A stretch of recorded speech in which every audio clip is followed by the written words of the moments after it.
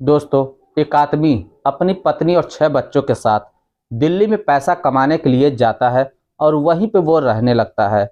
लेकिन वो आदमी इतना ज़्यादा निकम्मा होता है, इतना ज़्यादा आलसी होता है और इतना ज़्यादा शराबी होता है कि जो भी पैसा पाता था वो शराब में ही उड़ा देता था। शराब पीकर वो अपनी पत्नी को मारा करता था। उसकी एक बड़ी बेटी होती है जिसकी उम्र 17 साल की होती है। वो देखने में बेहद ही खूबसूरत होती है। पढ़ाई लिखाई में भी उसका तेज दिमाग होता है। वो बहुत ही समझदार होती है। वो अपने माता पिता की झगड़ों की वजह जानने की कोशिश करती है। अंततः उसे पता भी चल जाता है कि उसके पिता उसकी माँ को क्यों मारते हैं। तब वो फैसला करती है कि अगर मैं पैसा कमा के लाऊं तो मेरे माता पिता के बीच का जो झगड़ा है वो खत्म हो जाएगा। अब वो पैसा कमाने के लिए एक दिन घर से निकल जाती है। वो दिन भर काम की तलाश करती है, उसे कहीं पर भी काम नहीं मिलता। शाम हो जाती है। शाम के समय उसे एक व्यक्ति मिलता है और उसे काम दिलाने के लिए अपने घर पर लेकर चला जाता है। लेकिन उसके बाद उस लड़की के साथ एक ऐसी घटना घट जाती है जिसकी कोई कल्पना भी नहीं कर सकता। जी हाँ दोस्तों, जब आप लोग सुनेंगे तो शायद आप लोगों को भी बहुत हैरानी होगी। इसलिए इस वीडियो को पूरा ज़रूर देखिएगा, क्योंकि इस वीडियो के अंत में आपको एक बहुत बड़ी सीख मिलने वाली है। तो आइए जानते हैं पूरी घटना इस वीडियो में। लेकिन वीडियो में आगे बढ़ने से पहले बस वही छोटी सी रिक्वेस्ट, वीडियो को लाइक नहीं किया तो वीडियो को लाइक कर दीजिए, चैनल को सब्सक्राइब नहीं किया तो सब्सक्राइब कर दीजिए, और साथ ही साथ अपना नाम और अपनी सिटी का नाम लिखना बिल्कुल भी मत भूलिएगा, ताकि हम अगली वीडियो में आपके नाम ले सकें। चलिए हम वीडियो को शुरू करते हैं। दोस्तों, ये कहानी है दिल्ली शहर की। दिल्ली शहर में एक परिवार होता है।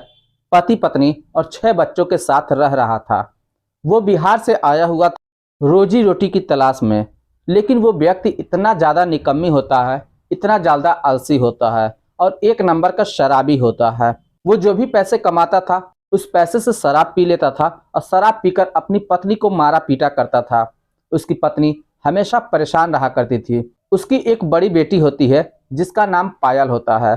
पायल काफ़ी ज़्यादा समझदार होती है। वो अपने माता पिता को हमेशा समझाया करती थी कि आप लोग लड़ा मत करिए। काजल की माँ हमेशा अपने पति से परेशान रहा करती थी। वो थाने में जाके हमेशा रिपोर्ट लिखाया करते थे। पुलिस वाले उसे समझा बुझाकर घर भेज दिया करते थे। इस तरीके से महीने में करीब 2 से 3 बार हो जाता था। एक बार जब काजल की माँ थाने पे पहुंचती है और दरोगा साहब को सारी बात बताती है, उसके पति शराब पीकर घर पे आते हैं और उसे मारते पीटते हैं। वो कहती है, साहब अब तो ये हाल हो गया है, अब हम लोगों के खाने के लाले पड़ गए हैं। कभी कभी रोटी के लिए भी तरस जाना पड़ता है। रात में बिना खाए ही सो जाना पड़ता है। मेरा पति एक नंबर का शराबी है। जो भी पैसे कमाता है वो शराब पीकर ही उड़ा देता है और हमेशा मुझे मारता पीटता है।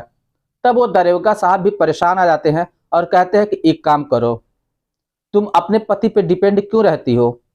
तुम भी चाहो तो कुछ काम वगैरह कर सकती हो। तुम्हारी एक बड़ी बेटी भी है जो कि करीब 17 साल की है। वो भी चाहे तो कुछ काम कर सकती है। इस तरीके से अगर तुम दोनों लोग काम करोगे तो तुम्हारे घर की आर्थिक स्थिति सुधर जाएगी। और तुम्हारे पति का क्या है, वो एक नंबर का बेवड़ा है, उसे पीने खाने दो, क्योंकि उसे समझाने का भी कोई मतलब नहीं निकलता। ये बात सुनकर पायल की माँ को कुछ समझ में आता है, लेकिन वो सोचती है कि आखिर करे तो कैसे करें, क्योंकि एक बच्चा छोटा होता है जो अभी दूध पी रहा होता है। और आप तो जानते हैं कि अगर कोई दूध पीते बच्चे को साथ में लेकर काम करना कितना मुश्किल होता है। वो घर पे जाती है और सोचने लगती है कि आखिर करे तो क्या करें। यहाँ वहाँ छोटा मोटा काम मिल जाता था, वो कर लेती थी, लेकिन उससे उसके घर का गुजारा नहीं चल पा रहा था। तब उसकी बड़ी बेटी जो समझदार होती है, जिसका नाम पायल होता है, वो सोचती है कि अगर मैं पैसे कमा के लेकर आऊं तो मेरे माता पिता के बीच में कोई झगड़ा नहीं होगा, ये झगड़ा अपने आप ही खत्म हो जाएगा। लेकिन वो सोचती है आखिर करे तो क्या करें। आखिरकार एक दिन वो घर से निकल जाती है और काम की तलाश इधर उधर करने लगती है। वो दिन भर काम की तलाश करती है, लोगों के घरों पे जाती है, दुकानों पर जाती है और सबसे काम मांगती है, लेकिन उसे कोई भी काम देने के लिए तैयार नहीं होता। अंततः शाम हो जाती है। शाम के समय जब वो लौट रही थी तो रास्ते में उसे एक 30-35 साल का एक मनीष नाम का आदमी मिलता है। वो जब इस लड़की को देखता है तो कहता है कि अरे, तुम परेशान क्यों हो? मैं तुमको कब से देख रहा हूँ, तुम इधर से उधर भटक रही हो, आखिर तुम्हें दिक्कत क्या है? तब वो लड़की कहती है, क्या करेंगे साहब जानकर, मुझे काम की ज़रूरत है, मैं इधर उधर काम की तलाश कर रही हूँ, लेकिन मुझे कहीं पे भी काम नहीं मिल रहा है। तब वो व्यक्ति कहता है, इसमें परेशान होने वाली कोई बात नहीं है, तुम अगर चाहो तो मेरे साथ मेरे घर चलो, मेरे घर पर काम है और मैं इसके तुम्हें पैसे भी दे दूंगा। इस बात को सुनकर पायल बहुत ही खुश हो जाती है कि चलो कोई बात नहीं, दिन भर हमने मेहनत किया लेकिन कहीं पे मुझे काम नहीं मिला। अब वो व्यक्ति के साथ चली जाती है और वहां घर पे पहुंचने के बाद पूछती है, साहब आखिर मुझे काम क्या करना होगा। तब वो व्यक्ति कहता है कि देखो, तुम्हें कुछ भी काम नहीं करना है, फिलहाल तुम एक काम करो, मेरा सर दबाओ। अब वो लड़की उस व्यक्ति का यानी मनीष का सर दबाने लगती है। थोड़े समय के बाद वो सर दबाती रहती है और वो व्यक्ति उससे पूछता रहता है कि तुम अपने घर के बारे में बताओ, तुम अपने माता पिता के बारे में बताओ, तुम्हें काम क्यों करना है। मतलब धीरे धीरे उसकी हर एक बात को जानने की कोशिश करता है। पायल एक गरीब लड़की होती है, वो धीरे धीरे अपनी सारी सच्चाई बताना शुरू कर देती है। अब मनीष मन ही मन खुश हो जाता है कि चलो कोई बात नहीं, इसको पैसे की सख्त जरूरत है, अब मैं इससे जो बोलूंगा वो ये जरूर करेगी। थोड़े समय के बाद फिर पायल को बोलता है कि काम करो, आज का काम तुम्हारा खत्म हुआ, तुम ये 500 रुपये लो और अपने घर चली जाओ, कल फिर तुम अपने समय पर घर पे चली आना। पायल वो 500 रुपये लेती है और बहुत ही खुश होती है। उसके बाद वो अपने घर चली आती है। तब उसकी माँ उससे पूछती है कि बेटी, क्या कहीं पे तुम्हें काम मिला। कहती है, हाँ माँ, मुझे एक जगह काम मिल चुका है। और वो 500 रुपये अपनी माँ को देती है। तो माँ जाके बाजार से राशन वगैरह लेकर आती है। शाम का खाना अच्छे तरीके से लोग खा पी लेते हैं। उसके बाद सभी लोग सो जाते हैं। सुबह करीब जब 10 बजता है तो पायल फिर उस व्यक्ति के घर पे पहुंच जाती है। आज फिर वो व्यक्ति कहता है कि तुम्हें कोई और काम नहीं करना है, केवल मेरा सर ही दबाना है। पायल फिर उस व्यक्ति का सर दबाने लगती है, लेकिन आज वो व्यक्ति पायल को गलत तरीके से गलत जगहों पे छूना शुरू कर देता है। पायल पहले विरोध करती है और कहती है कि साहब ये क्या कर रहे हैं, ये तो गलत है। तब वो व्यक्ति कहता है, अरे कुछ भी गलत नहीं है, तुम्हें पैसे की जरूरत है ना, मैं तुम्हें पैसा दूंगा, तुम्हें चिंता करने की कोई बात नहीं है। जो मैं बोलता हूं उसे तुम करती जाओ, अगर तुम नहीं करोगे तो फिर मैं तुम्हें अपने घर पे काम पे नहीं रखूंगा, तुम्हें घर से बाहर निकाल दूंगा। अब इस बात को सुनकर पायल शांत हो जाती है, कुछ भी जवाब नहीं देती और फिर अपना काम करने लगती है। तब वह व्यक्ति पायल के साथ अश्लील हरकतें करना शुरू कर देता है और उसके बाद जो चाहता है वो कर लेता है। करने के बाद उसे 500 रुपये निकाल कर देता है और साथ ही साथ कहता है, इस बात का जिक्र तुम किसी से भी मत करना, अगर तुमने इस बात का जिक्र किसी से भी किया तो मैं तुम्हें काम पे भी नहीं रखूंगा, फिर तुम्हें इधर उधर भटकना ही पड़ेगा। और तुम्हें तो पता है इस दिल्ली शहर में तुम्हें काम कहीं पे नहीं मिला है, उसके बाद ही तुम मेरे पास काम पर आई हो। अब ये बात पायल के दिमाग में बैठ जाती है और वो सोचती है कि बात तो सही है, अगर मैं कुछ कहती हूँ, किसी से कहती हूँ तो ये भी मुझे काम से निकाल देंगे, तो फिर मेरे छोटे भाई बहन हैं वो सब कैसे खाएंगे जिएंगे, फिर मेरे माता पिता के बीच में लफड़े होने शुरू हो जाएंगे। इससे अच्छा मैं इनकी बात मान ही लेती हूँ। वो पैसे लेती है और फिर अपने घर चली आती है। अब पायल रोजाना वहां पे जा रही थी। रोजाना वो व्यक्ति इस पायल का फायदा उठा रहा था। करीब 6 महीने का समय गुजर जाता है। तब उस व्यक्ति यानी मनीष के अंदर लालच आ जाता है। वो सोचता है पायल से क्यों ना क्यों मैं पैसे ही कमाऊं।